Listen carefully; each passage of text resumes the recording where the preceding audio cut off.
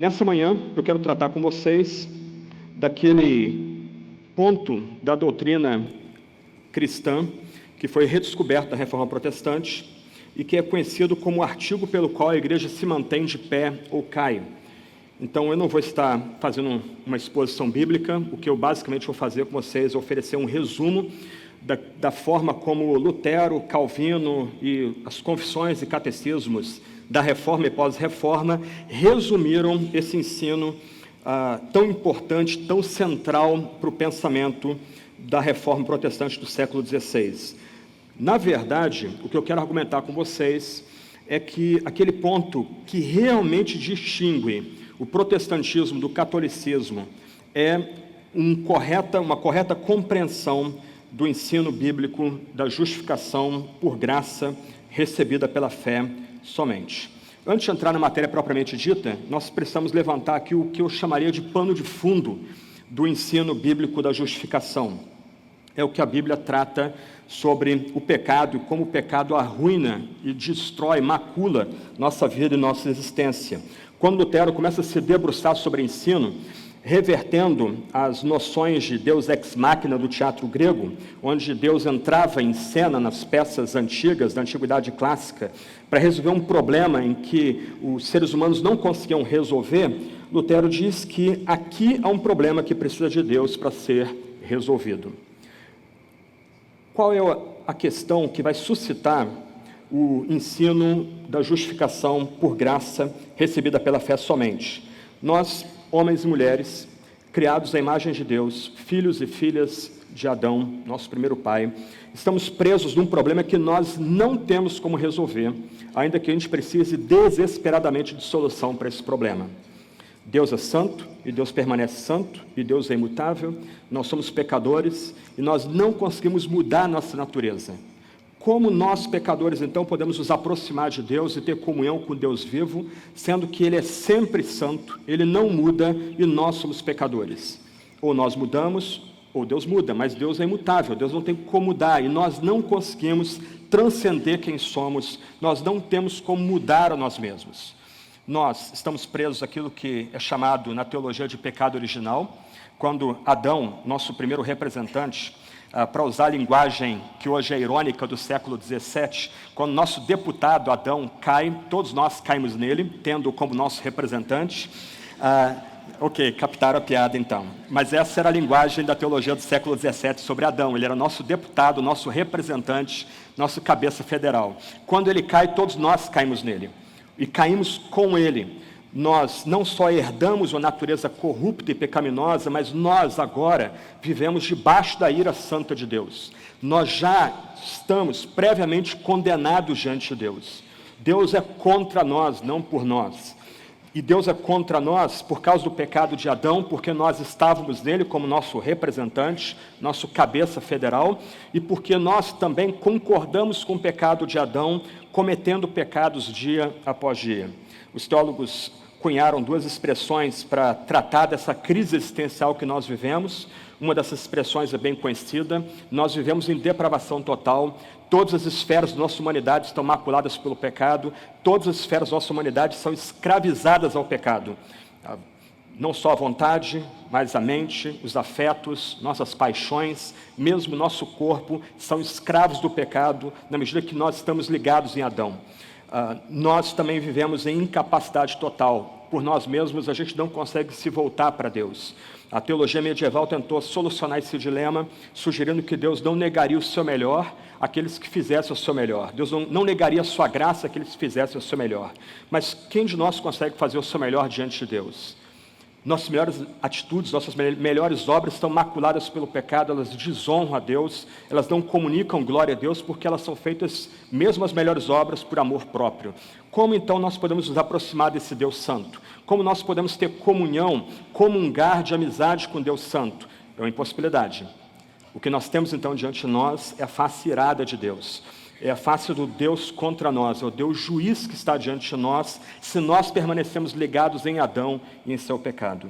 E de acordo com Paulo, em Romanos capítulo 5, verso 12, a prova de que nós pecamos em Adão é que todos morremos. A morte é uma experiência comum a todos nós. Ela é um lembrete terrível, horroroso, de que nós pecamos em Adão, nós herdamos a culpa de Adão, nós herdamos a natureza pecaminosa de Adão, logo todos nós morremos. Morremos em Adão de forma imediata, já nascendo espiritualmente mortos, e se nós não recebermos Cristo, dado a nós por pura graça, recebido por fé, nós morreremos eternamente, nós provaremos a pena eterna. Então nós estamos presos a um problema que só Deus pode resolver. Nós não temos como resolver esse dilema, nós não temos como transcender aquilo que nós somos da forma mais pessoal, mais íntima possível. Nós somos nascidos e criados em pecado, nós somos escravos do mundo, da carne e do diabo, nós não conseguimos transcender uma vontade caída, a vontade que nós temos, a vontade escravizada. Qual é a resposta bíblica para esse dilema, para essa tensão, esse problema que somente Deus pode resolver? A resposta bíblica vem de Romanos capítulo 3, verso 26. Deus que é justo, também Ele é justificador. O Deus que permanece sempre reto e sempre justo e sempre santo, Ele comunica graciosamente a sua justiça, a sua retidão, a sua santidade ao pior dos pecadores. Lutero, então, em algum momento, os eruditos aí divergem, entre 1513 e 1520, 21, ele vem a ter um insight a respeito daquilo que Deus faz em Cristo por pecadores e como esses pecadores recebem aquilo que Deus faz por meio de Cristo Jesus. Lutero é um personagem bem pitoresco, sarcástico, irônico, boca suja muitas vezes, impaciente, e ele vai dizer que ele vai ter um insight a respeito dessa doutrina quando ele estava no banheiro, literalmente. Ele vai dizer que estava em cloaca quando ele tem um insight do que Deus faz por meio de pecadores. O fato é que mais ou menos entre 1518 e 1519, em Wittenberg é impresso um sermão de Lutero chamado Das Duas Espécies de Justiça, que vocês vão encontrar na internet, disponibilizado, e é nesse sermão que você vê, talvez pela primeira vez, você pode perceber pela primeira vez, Lutero tentando elaborar de forma mais madura como Deus é justo e justificador, como Deus recebe pecadores, homens e mulheres vendidos ao pecado, escravizados ao pecado, em santa comunhão, em comunhão de aliança. Esse insight que Lutero vai ter, então, a respeito do ensino bíblico e reformatório da justificação pela graça, recebida pela fé somente, vai se tornar, nas palavras do próprio Lutero, o artigo pelo qual a igreja se mantém de pé ou cai, o sumário da doutrina cristã, o sol que ilumina a santa igreja de Deus. Lutero vai ser tão radical nesse ponto, que ele vai, no começo da carreira dele, dizer que a epístola de Tiago é uma epístola de palha, já que essa epístola não comunica o ensino reformador da justificação por graça recebida pela fé somente. Essa doutrina vai se tornar talvez o dogma central da fé luterana, mas em alguma medida também replicado entre os teólogos reformados, entre aqueles teólogos que a gente costuma chamar de calvinistas. Todas as doutrinas principais da reforma, tanto as confissões e catecismos luteranos, como preservados no livro de Concórdia, como todas as declarações reformadas, confissão belga, confissão escocesa, mais adiante, confissão de Westminster, segunda confissão helvética, primeira e segunda confissão helvética, mesmo as confissões de fé batista de 1644, 1689, elas vão reafirmar ponto a ponto o ensino de Lutero, que ele redescobriu, e esse é um dos grandes méritos dele, e que eu espero comunicar aos irmãos nessa manhã.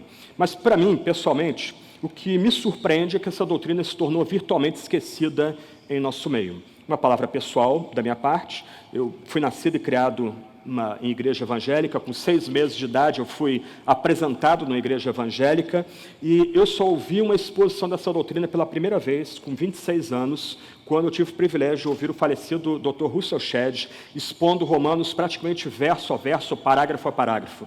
Pela primeira vez na vida, nascido e criado numa igreja evangélica, Só aos 26 anos eu escutei uma exposição dessa doutrina. Até então, todo o drama da salvação era resumido de forma muito pueril naquela linguagem típica que nasce no movimento fundamentalista evangélico norte-americano do século XIX, que basta você aceitar Jesus, que os seus pecados são perdoados. Se você é perdoado uma vez salvo, salvo para sempre. Esse era basicamente o que eu havia recebido de tradição de berço evangélico. Mas essa doutrina, tão importante na reforma do século XVI, se tornou virtualmente esquecida em nosso tempo. Há uma antiga regra, e essa regra diz mais ou menos o seguinte: aquilo que a igreja canta é o que a igreja crê, lex orandi, lex credendi.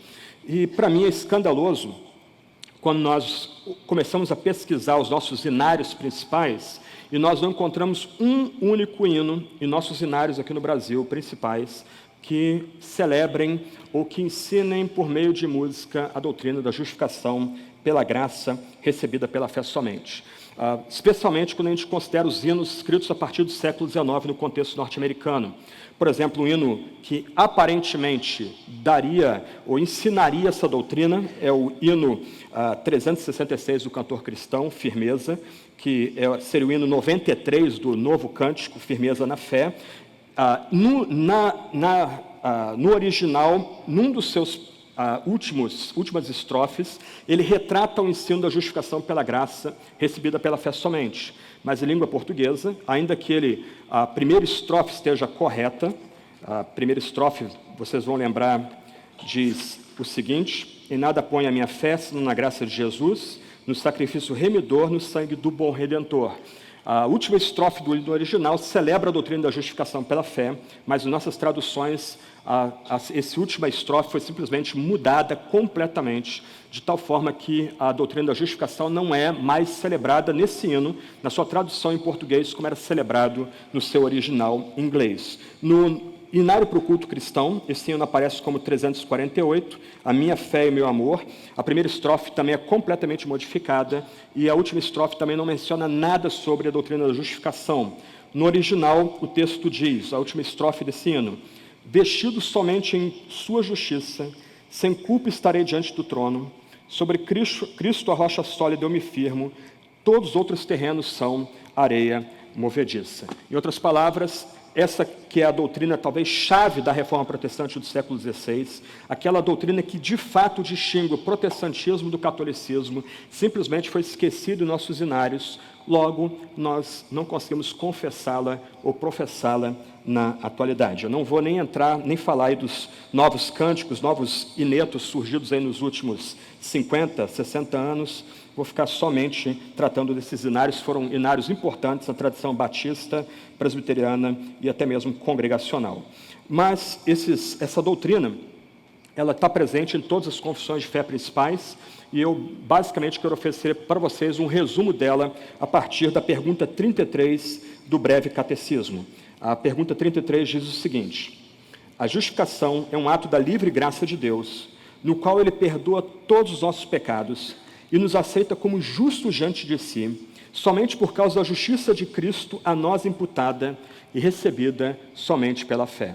O que eu vou fazer daqui até o final é basicamente uma exposição dessa doutrina como resumida nessa pergunta do breve catecismo. Eu queria começar destacando justamente qual é o fundamento da justificação. Se Deus é justo e justificador, como Ele é de fato justo, como Ele consegue permanecer justo e ser o justificador? Qual é o fundamento dessa ação de Deus em justificar pecadores, justificar os piores pecadores? O breve catecismo, resumindo o ensino do Novo Testamento, Romanos capítulo 3, Romanos capítulo 4, capítulo 5, versos 1 a 10, Gálatas capítulo 1 até o capítulo 4, vai destacar que o fundamento, a base da justificação não é a nossa fé, mas é a graça de Deus em Cristo Jesus.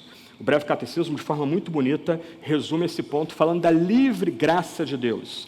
Deus nos justifica em Cristo, não por algo que nós façamos, não por algo que a gente é ou pode vir a ser, mas Deus nos aceita em si mesmo, Deus nos declara justos, Deus nos atrai para si como homens e mulheres agora justificados pela obra de Cristo do Calvário, pela sua própria graça.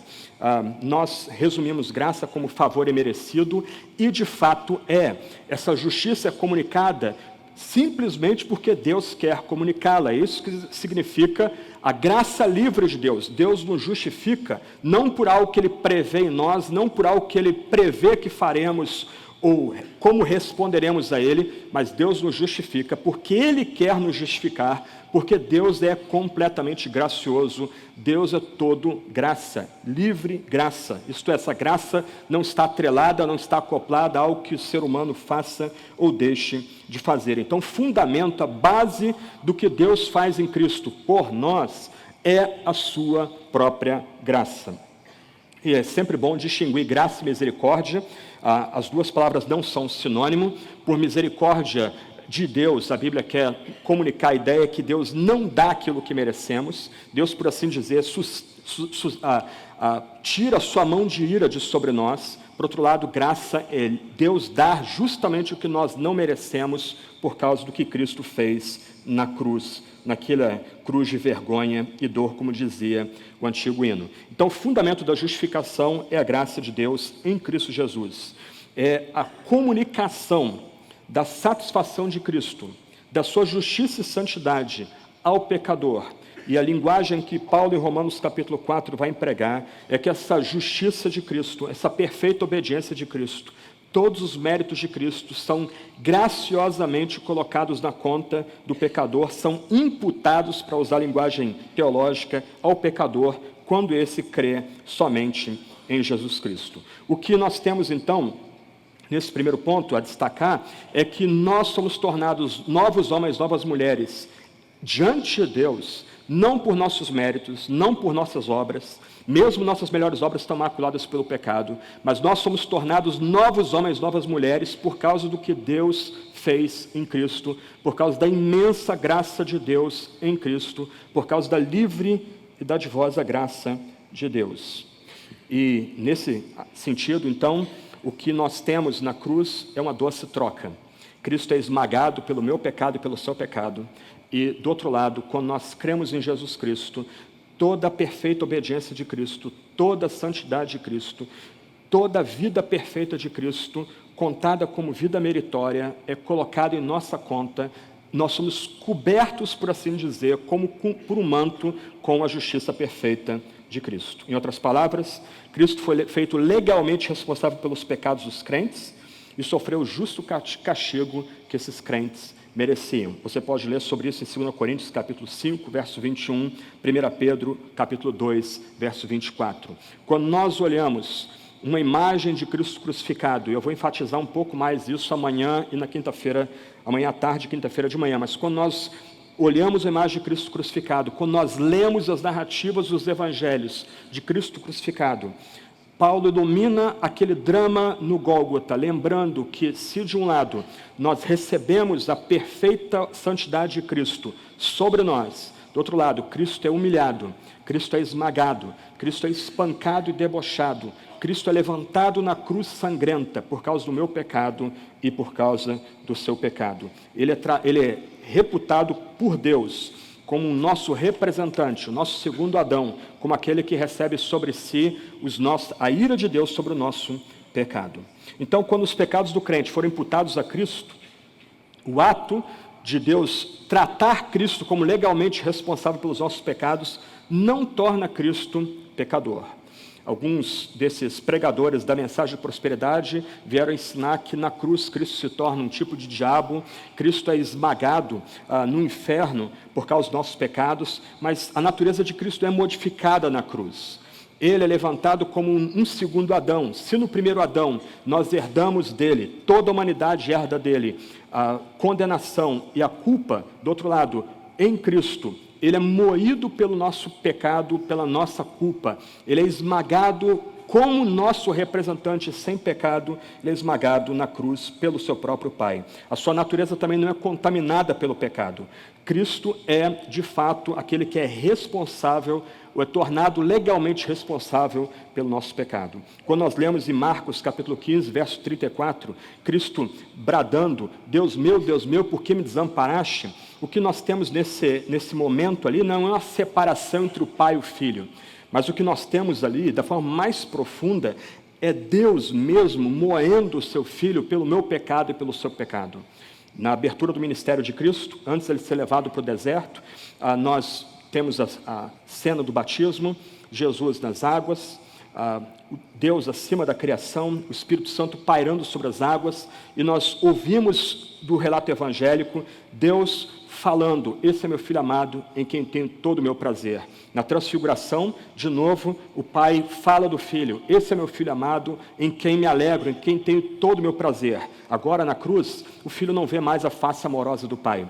Agora, no Gólgota, naquela cruz de vergonha e dor, o Filho não vê mais a face de amor, a relação mais profunda de glória e amizade eterna que há entre o Pai e o Filho. O que o Filho vê na cruz, levantado no meu lugar ou no seu lugar, naquele lugar de execução, é a face irada de Deus contra o nosso pecado, sendo que Deus é tratado como nosso representante legal, o justo morrendo pelos injustos.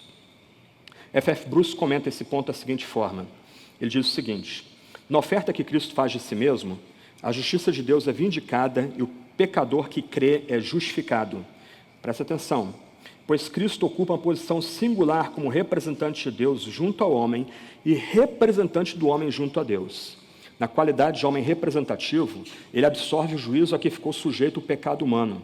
Como representante de Deus, ele comunica aos homens a graça perdoadora de Deus. É justamente na cruz que nós temos a resposta por que o Deus homem, que era a questão que Anselmo da Cantuária lutou com ela no século III. Por que Jesus precisa ser Deus homem? Como Bruce destaca no seu comentário de Romanos, a cruz lembra que Cristo é o nosso representante diante de Deus, ele morre no nosso lugar diante de Deus, ele é executado no madeiro por causa do nosso pecado. Presta atenção, aquilo que Deus pediu de Abraão no Monte Moriá e não permitiu que Abraão fizesse, Deus fez com o seu amado filho. Deus executou seu filho no Calvário, como nosso representante, como nosso deputado, sem pecado. Mas do outro lado, porque Jesus também é Deus de Deus e luz de luz, porque o Filho é o Filho eterno, ele também tem o poder de comunicar a graça de Deus para todos nós, ele tem o poder de transferir para nós o seu mérito, a sua justiça perfeita, sendo colocado sobre nós, na medida que a gente crê em Jesus Cristo. Então, avançando, o que nós temos, então, é que essa imputação da justiça de Cristo ao pecador não significa a cura gradual do pecado. Para a tradição antiga, medieval, a noção bíblica da justificação é que nós é que nos tornávamos justos na medida que nós recebemos graça mediada na igreja pelos sacramentos. Dessa forma, o crente nunca teria sua segurança assegurada, ele viveria num constante medo de cair da graça, e eu vou tratar disso no final bem rapidamente. Só que o que Lutero vem a descobrir, que as palavras bíblicas, especialmente em Romanos e Gálatas, quanto à justificação, não dão a ideia de que o ser humano se torna gradualmente justo, mas dão a ideia é que a justiça é imediatamente imputada àquele que crê, ela é imputada de forma imediata àquele que crê. Nesse sentido, então, se a graça de Deus é a base da justificação, essa graça comunica àquele que descansa em Jesus a justiça perfeita de Cristo, de forma imediata. Então, o que nós temos nesse drama aqui não é, mais uma vez, como dizia a igreja medieval, que o crente vai se tornando justo no decorrer da sua vida, mas ele nunca pode ter segurança de que ele foi completamente justificado, os seus pecados foram completamente perdoados. Mas o que se tem no ensino bíblico, e é o que Lutero vai descobrir, e as confissões clássicas vão referenciar, é a vitória completa de Cristo sobre o nosso pecado na cruz. Aquele que crê em Jesus, então, tem a perfeita justiça de Cristo, tem a perfeita obediência de Cristo, colocada na sua conta. Isso não é colocado ou dado de forma gradual, mas é dado por meio de um ato, de um único ato. Aquele que crê, então, ele, por assim dizer, recebe a perfeita justiça de Cristo, recebe a perfeita obediência de Cristo, e ele agora é tratado como alguém que não mais tem pecado, cujos pecados foram totalmente cobertos. Isso significa, então, que nós já fomos colocados diante do tribunal divino e nós já fomos considerados por Deus em Cristo como pessoas justas e retas e merecedoras de todas as recompensas que tem direito a pessoa que é justa. E a gente pode ver isso em Romanos capítulo 4, versos 6 a 8. Entenda o ponto então aqui. Na visão medieval, o cristão ele nunca tem segurança da sua salvação. Ele nunca sabe se ele já conseguiu chegar a um estágio da sua vida que ele já de fato é justo. Ele continua frequentando a comunidade, porque fora da igreja é visível na salvação. Ele entende que ele está recebendo graça por meio dos vários sacramentos desempenhados pela igreja, mas essa justiça nunca é totalmente alcançada nessa vida. O que Lutero vai descobrir é que essa justiça é dada toda num único ato, àquele que crê em Jesus Cristo.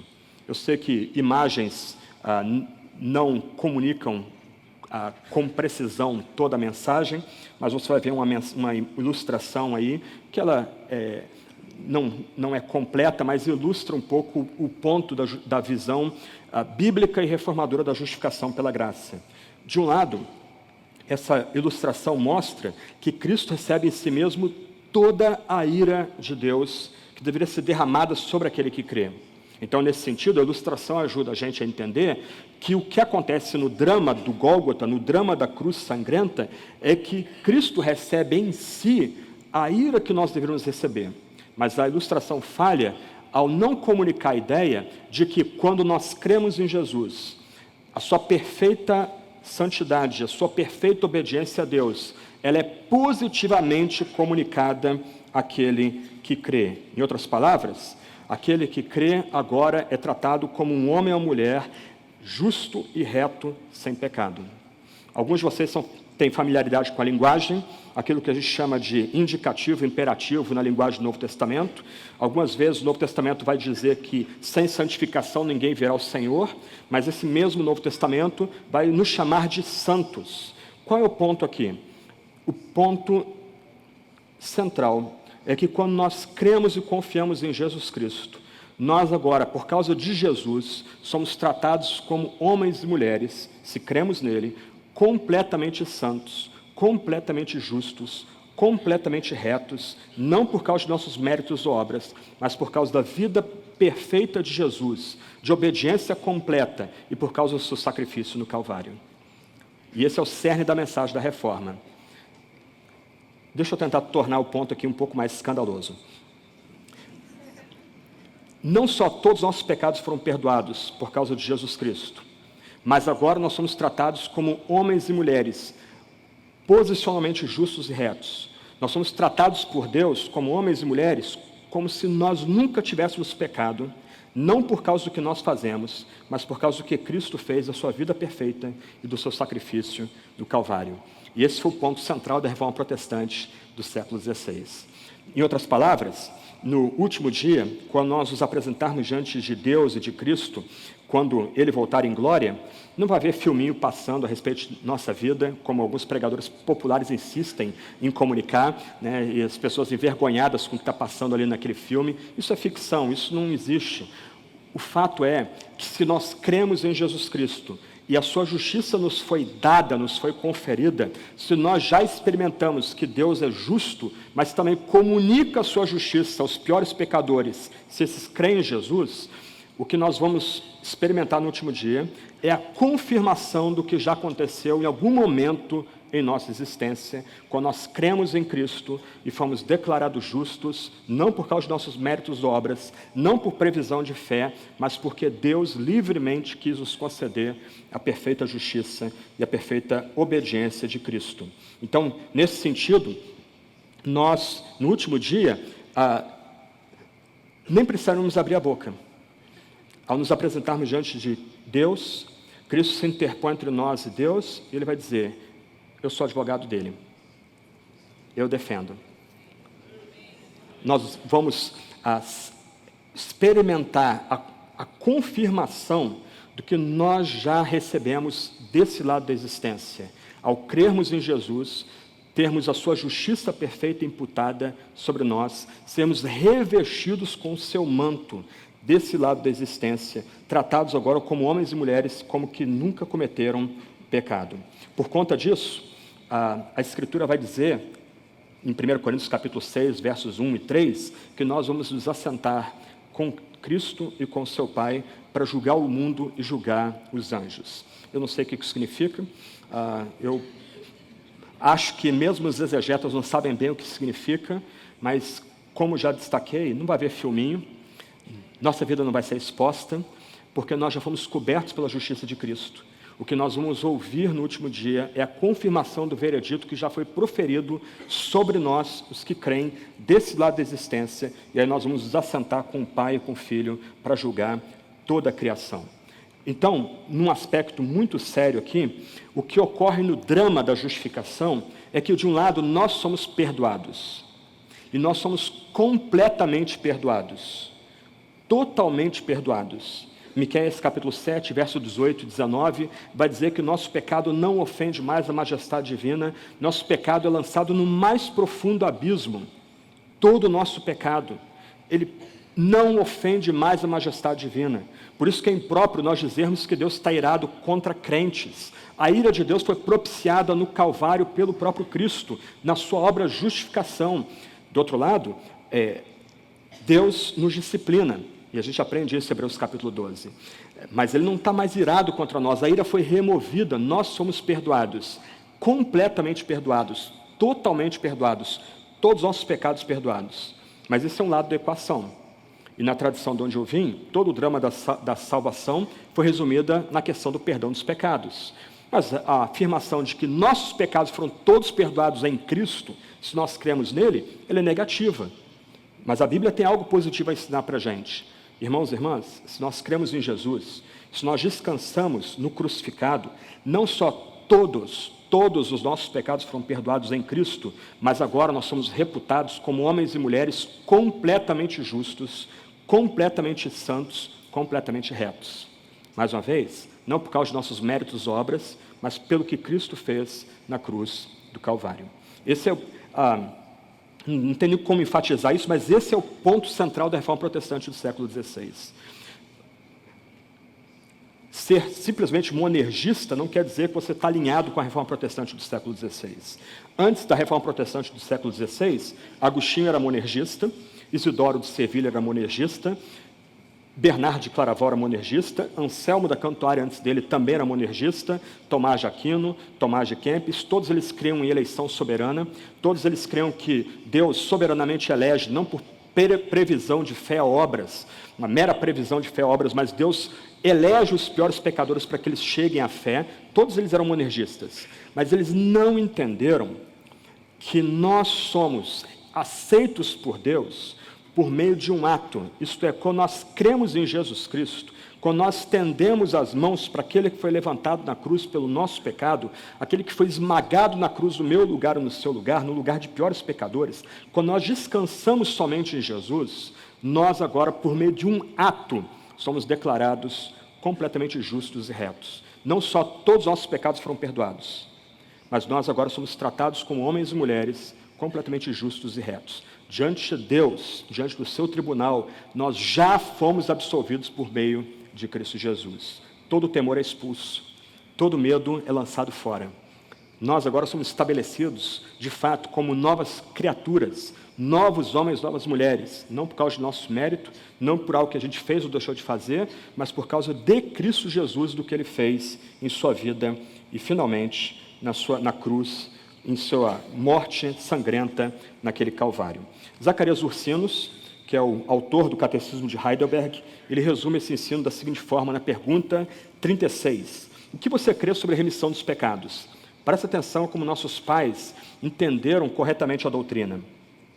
Creio que Deus, por causa da satisfação em Cristo, jamais quer lembrar-se de meus pecados e de minha natureza pecaminosa, que devo combater durante toda a minha vida. mas Ele me dá a justiça de Cristo pela graça, e assim nunca mais serei condenado por Deus. Nunca mais. Eu vou tratar desse ponto no final, mas nós continuamos lutando com a nossa velha natureza, nós continuamos lutando com nossos baixos instintos. Irmãos e irmãs, a nossa única esperança aqui agora e depois diante do tribunal de Deus é Cristo Jesus, é sua perfeita vida, é a justiça que Ele comunica naquela cruz sangrenta onde Ele foi levantado. E essa justiça é recebida pela fé somente. A justiça perfeita de Cristo é imputada por meio da fé somente. E a fé aqui não é o fundamento da salvação, mas é o único meio de receber essa justiça. Lembra, meu primeiro ponto, a base da nossa justificação é a graça de Deus em Cristo Jesus. É a que o breve catecismo fala de a livre graça de Deus. Se você quiser visualizar o ponto aqui, você pode visualizar na sua mente aí uma cruz. O fundamento da cruz é a base da nossa justificação, e o que nos é comunicado ao estendermos as mãos para essa cruz é a perfeita justiça de Cristo, é a santidade, a retidão de Cristo que é comunicada a nós. Nós não somos salvos pela justificação, pela fé.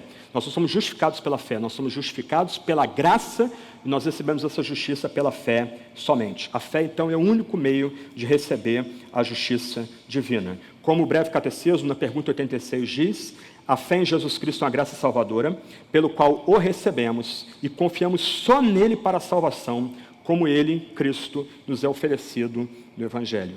Essa definição breve aqui de fé nos ajuda aqui a entender alguns pontos. Primeiro, o significado básico da palavra fé é crer e confiar.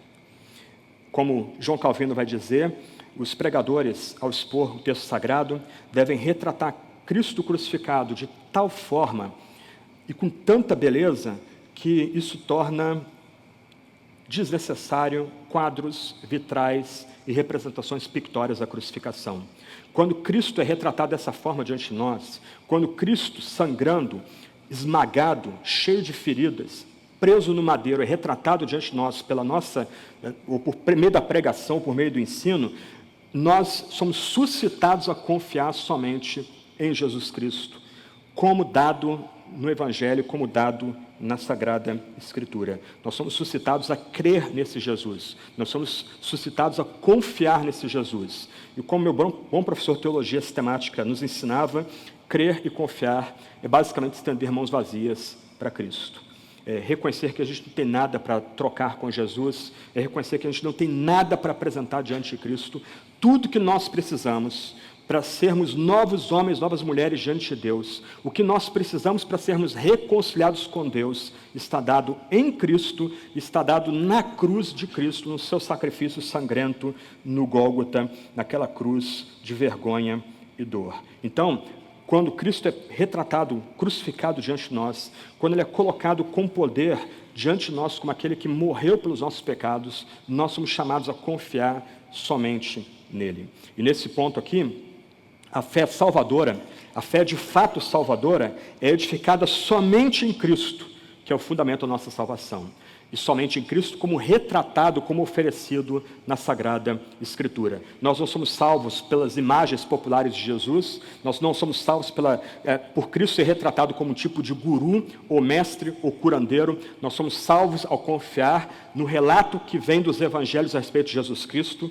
E se você lembra dos relatos de Cristo, o clímax dos relatos de Cristo é a prisão, o julgamento, os espancamentos, sobretudo a crucificação de nosso Senhor. Esse é o clímax do relato dos evangelhos, e nós somos chamados a colocar fé nesse relato, em Cristo como retratado da Escritura, se nós queremos ser de fato novos homens, novas mulheres em Cristo, se nós de fato queremos provar essa justiça que vem exclusivamente de Cristo. Então, nesse sentido, a fé é o meio pelo qual Cristo e sua justiça são imputados àquele que crê.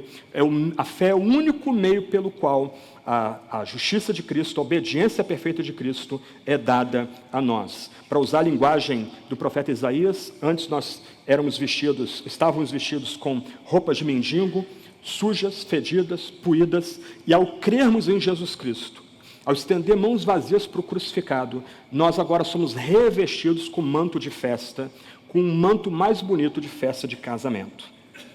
E nesse sentido, a gente precisa lembrar que essa fé salvadora não é obra humana, mas é um dom de Deus.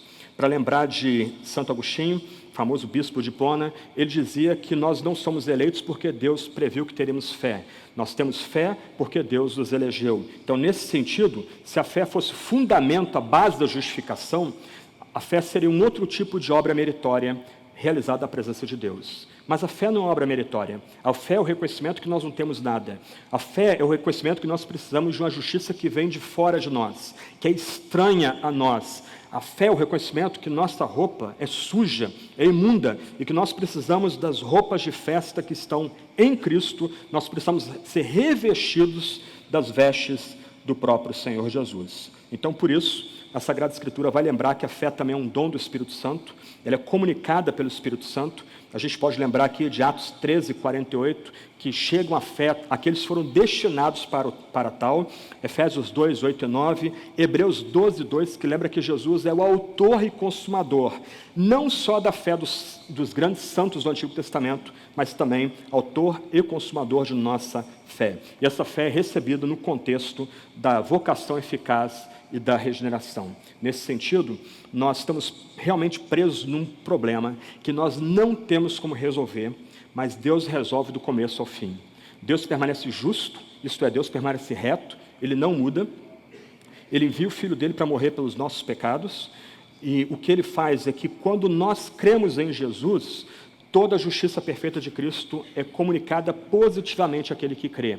Aquele que crê não é só completamente perdoado. Aquele que crê não é apenas tem todos os seus pecados perdoados, mas aquele que crê agora é declarado justo, é tratado como justo diante de Deus, como se nunca tivesse cometido pecado algum, não pelos seus méritos, mas pelo mérito de Cristo Jesus. E até mesmo a fé que é exigida da gente da Sagrada Escritura é suscitada em nós por obra do Espírito Santo. Nós somos colocados diante de uma encruzilhada ao ouvirmos a mensagem da justificação. De um lado, nós, com o nosso fardo, e quem já leu o Peregrino vai entender, nós somos colocados diante de Cristo crucificado, e com aquele peso sobre nós, nós lembramos, ou nós somos ensinados, eu preciso da justiça de Cristo. Eu preciso receber os benefícios que vêm do sacrifício de Jesus. Mas eu não consigo fazer com que essa justiça venha a mim. Eu preciso implorar a Deus, me dá fé, aumenta a minha fé, move meu coração de tal forma que eu descanse nesse que está crucificado diante dos meus olhos. Então, até mesmo a fé é um dom de Deus. Caminhando para o final, eu queria comparar muito rapidamente aqui, numa tabela, a visão luterana e reformadora da justificação e a visão católica da justificação. O que deve nos espantar é que nesse ano que nós celebramos os 500 anos da Reforma Protestante do século XVI, muitos de nós ou ensinam ou são ensinados num paradigma basicamente católico quanto à justificação. A visão luterana e reformada da justificação vai ensinar que a justificação é um ato forense, um ato que ocorre no âmbito do tribunal de justiça divino. Deus é juiz, Deus é o vingador do nosso pecado, mas por causa de Cristo nós somos absolvidos e reputados ou declarados justos. Para a visão católica, a justificação vem como um ato de cura, e a imagem que se tem não é do tribunal, mas de um hospital, onde as pessoas são gradualmente curadas. Na visão luterana e reformada, a justiça é alheia, ela vem de fora de nós. Nós não conseguimos produzir justiça em nós mesmos para entrarmos em comunhão com Deus. Para sermos reconciliados com Deus, é necessário que Deus nos impute a justiça que vem de fora de nós, a justiça dada em Cristo Jesus. Para a tradição católica, a justiça é inerente, ela está dentro do crente. Essa justiça ela é aperfeiçoada na medida que o crente tem acesso aos sacramentos da igreja. Na visão luterana, reformada, a justiça é imputada ao crente. Na visão católica, a justiça é transmitida. Na visão luterana e reformada, a justificação vem pela fé somente. E a fé é autodenúncia, a fé é mãos vazias, a fé é confiar, é descansar na graça de Deus oferecida em Cristo Jesus. Na visão católica, começa pela fé e continua pelos sacramentos e as boas obras. Na visão luterana e reformada, a justificação é dada agora, por meio de um ato, com base na obra completa de Cristo. Na visão católica, a justificação é dada agora com base naquilo que nós nos tornaremos. Nós estamos sempre em caminho para receber a justificação. Nós nunca temos segurança. E esse é o último ponto. Enquanto na visão luterana e reformada o futuro já está garantido para os justificados, na visão católica o futuro é incerto. O fiel vive naquele pavor, no medo terrível de cair da graça e perder a salvação. Mas talvez você esteja perguntando aí, mas ok, tudo bem, estou entendendo o ponto, mas onde entra o meu arrependimento? Nós ouvimos há pouco aí uma exposição da mensagem central das 95 teses. A primeira tese começa com a famosa pergunta: quando Jesus Cristo ensina a arrependei-vos ou convertei-vos dos evangelhos, ele quer que toda a vida cristã seja de conversão e seja de arrependimento. A pergunta que geralmente se faz quando se ensina esse dogma luterano e reformado da justificação é: permaneceremos no pecado, pois, para que a graça abunde? E esse foi o problema do catolicismo pós-reforma. O catolicismo pós-reforma, ele rejeitou cabalmente toda essa visão de justificação, entendendo que ela seria uma porta de entrada para um antinomismo ou para uma vida pouco preocupada com a santificação. Mas Lutero entendeu que aqueles que foram justificados continuam lutando com a sua natureza pecaminosa. Por isso ele fala do paradoxo da justificação.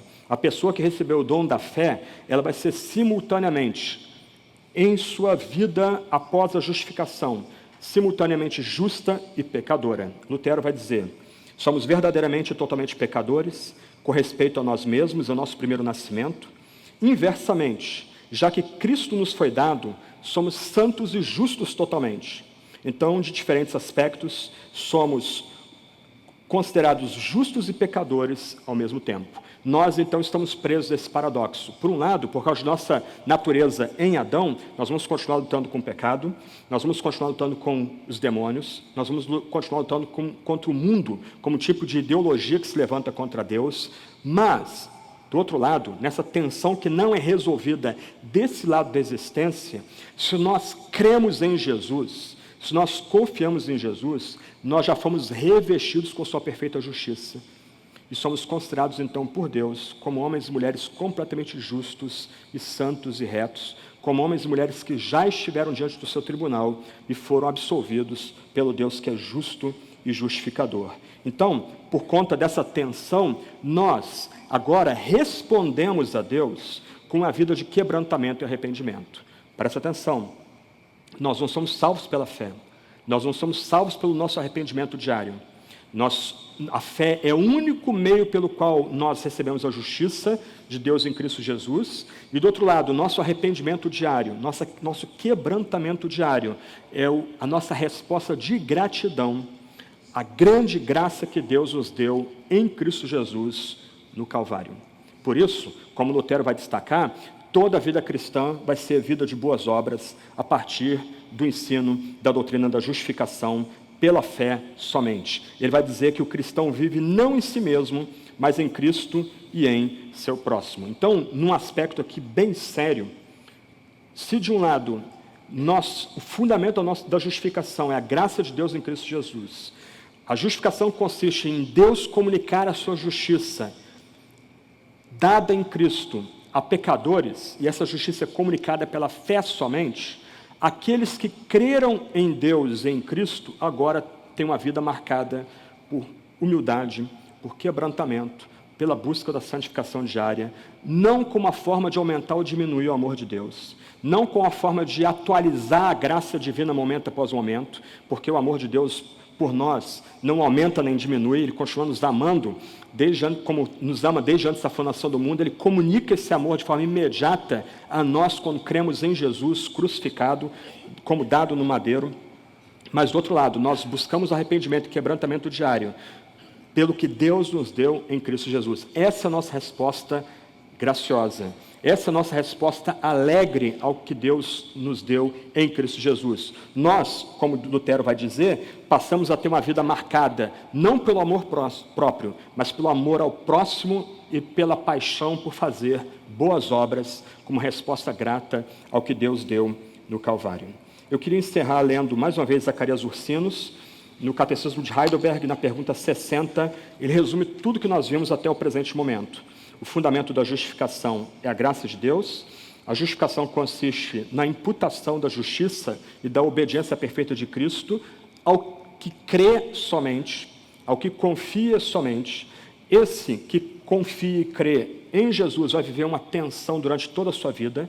De um lado, objetivamente, ele já é justo e contado como reto e santo na presença de Deus, mas ele continua lutando com seus baixos instintos, com a sua natureza adâmica, mas do outro lado, ele agora tem liberdade para viver uma vida de alegria, de quebrantamento, de humildade, de arrependimento na presença de Deus.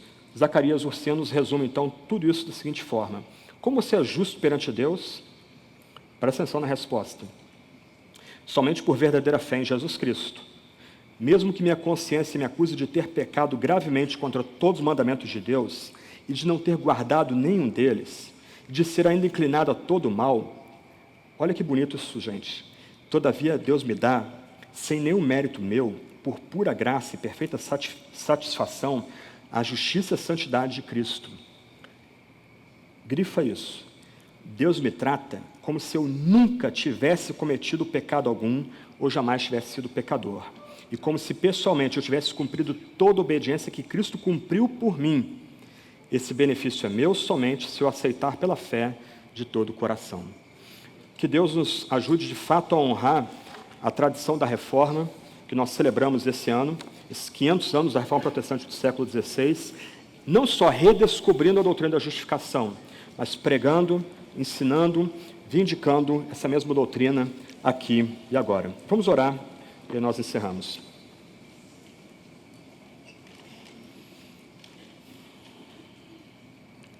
Senhor Deus, Tu és justo e justificador. Tu és completamente reto e santo, tão puro de olhos que não pode ver e tolerar o mal. Nós somos pecadores, nascidos e criados em miséria. Nós celebramos e adoramos o Teu nome, ó Deus, porque Tu serias perfeitamente justo em derramar a Tua ira sobre nós, em exterminar todos nós e todos nós juntos, banir-nos todos nós ao inferno. Ó Deus, nós iríamos ao inferno celebrando a Tua justiça, a Tua retidão. Mas o Senhor não fez assim. Por pura misericórdia, uma misericórdia que a gente não entende, que escapa às nossas palavras, intelecto e imaginação, o Senhor determinou enviar o Teu Filho, Cordeiro que foi digno de ser morto desde antes da fundação do mundo, para, tendo vivido vida perfeita, vida reta, vida íntegra, ter sido levantado na cruz do Calvário, uma cruz de vergonha e dor, ter sido massacrado pelo meu pecado e pelo nosso pecado. Senhor Deus, nós só podemos celebrar o Teu nome, porque por pura graça, o Senhor suscitou fé em nosso coração e nos levou a descansar em Jesus e tão somente nele. O Senhor nos revestiu com a justiça perfeita de Cristo, de tal forma que o Senhor, que é justo, agora nos justifica. O Senhor nos comunica a justiça. O Senhor nos tornou homens e mulheres agora justos e retos e santos, como se nós nunca tivéssemos pecado. Isso por causa da morte de Cristo naquele lugar de vergonha e dor.